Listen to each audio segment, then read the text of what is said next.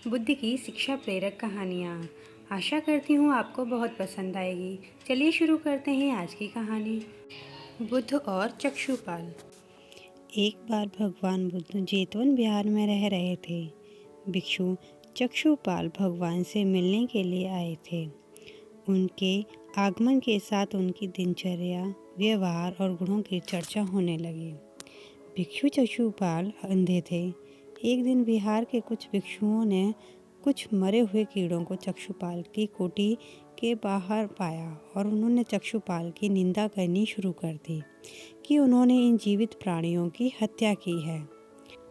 तभी भगवान बुद्ध ने निंदा कर रहे उन भिक्षुओं को बुलाया और पूछा, क्या तुमने भिक्षु को कीड़े मारते हुए देखा है?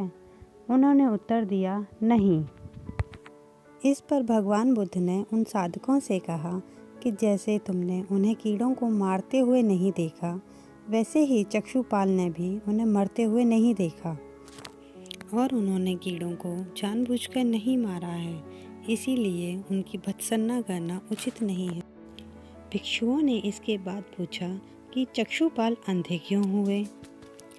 उन्होंने इस जन्म में अथवा पिछले जन्म में क्या पाप किए? भगवान बुद्ध ने चक्षुपाल के बारे में कहा कि वे पूर्व जन्म में एक चिकित्सक थे।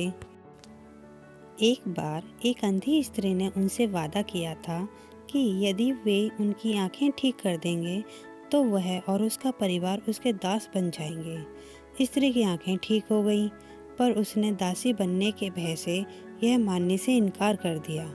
चिकित्सक को तो पता था कि उस स्त्री की आंखें ठीक हो गई हैं और वह झूठ बोल रही है। उसे सबक सिखाने के लिए या बदला लेने के लिए चक्षुपाल ने दूसरी दवा दी। उस दवा से महिला फिर अंधी हो गई। वह कितना ही रोई पीटी, लेकिन चक्षुपाल जरा भी नहीं पसीजे। इस पाप के फलस्वरूप अगले जन्म में चिकित्सक को अंधा बनना पड़ा।